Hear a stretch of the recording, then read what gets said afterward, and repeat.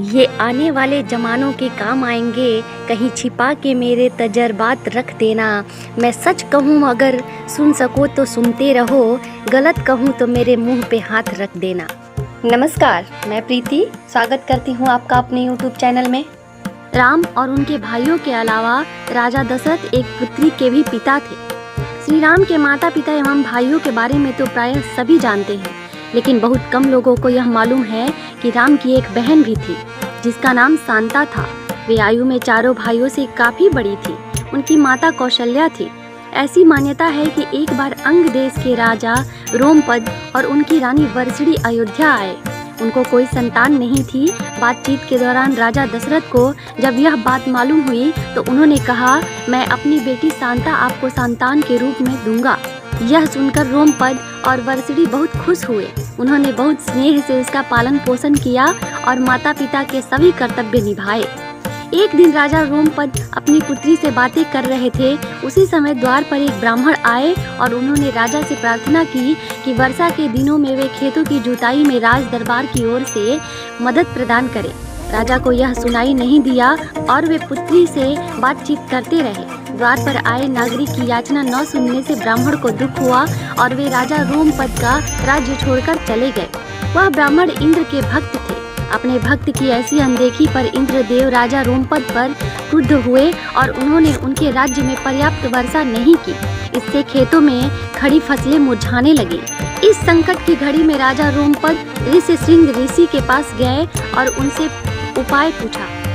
ऋषि ने बताया कि वे इंद्रदेव को प्रसन्न करने के लिए यज्ञ करें। ऋषि ने यज्ञ किया और खेत खलिहान पानी से भर गए। इसके बाद सिंह ऋषि का विवाह शांता से हो गया और वे सुख पूर्वक रहने लगे। बाद में ऋषि सिंह ने ही दशरथ की पुत्र कामना के लिए पुत्र कामेष्टि यज्ञ करवाया था। जिस स्थान पर उन्होंने यह यज्ञ करवाया था वह अयोध्या से लगभग 39 किलोमीटर पूर्व में था और वहां आज भी उनका आश्रम है और उनकी तथा उनकी पत्नियों की समाधियां हैं। राम विष्णु के अवतार हैं, लेकिन उनके अन्य भाई किसके अवतार थे? राम को भगवान विष्णु का अवतार माना जाता है, लेकिन आपको पता है कि उनके अन्य भाई किसके अवतार थे?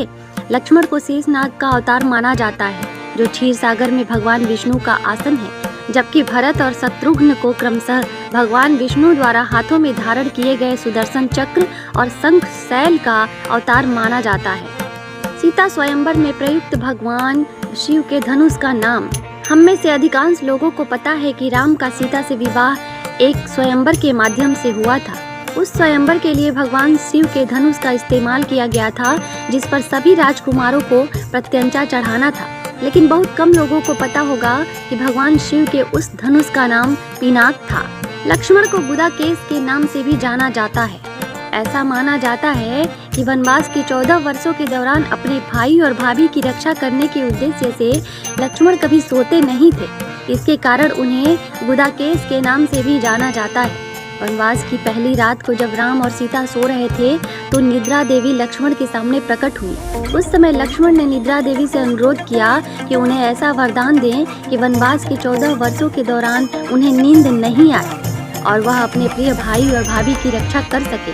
निद्रा देवी इस बात पर प्रसन्न होकर बोली कि अगर कोई तुम्हारे बदले 14 वर्षों तक सोए तो तुम्हें यह वरदान प्राप्त हो सकता है। इसके बाद लक्ष्मण की सलाह पर निद्रा देवी लक्ष्मण की पत्नी और सीता की बहन उर्मिला के पास पहुंची और उर्मिला ने लक्ष्मण के बदले सोना स्वीकार कर लिया और पूरे 14 वर्षों तक सोती रही। उस जंगल का नाम जहां राम, लक्ष्मण और सीता वनवास के दौरान रुके थे। रामायण महाकाव्य की कहानी के बारे में हम सभी जानते हैं कि राम और सीता लक्ष्मण के साथ 14 वर्षों के लिए वनवास गए थे और राक्षसों के राजा रावण को हराकर वापस अपने राज्य लौटे थे।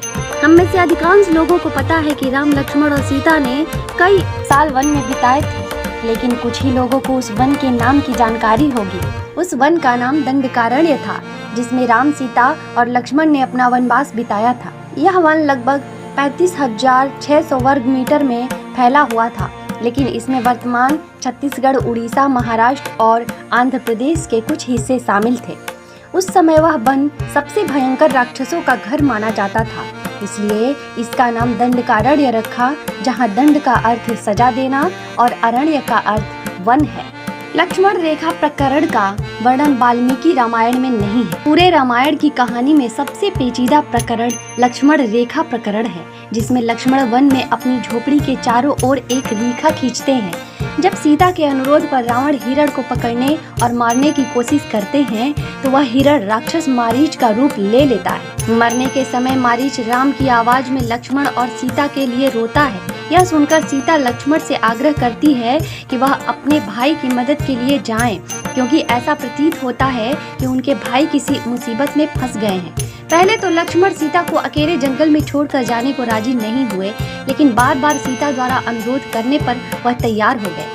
इसके बाद वह लक्ष्मण ने झोपड़ी के चारों ओर एक रेखा खींची और सीता से अनुरोध किया कि वह रेखा के अंदर ही रहे, और यदि कोई बाहरी व्यक्ति इस रेखा को पार करने की कोशिश करेगा तो वह जलकर भस्म हो जाएगा।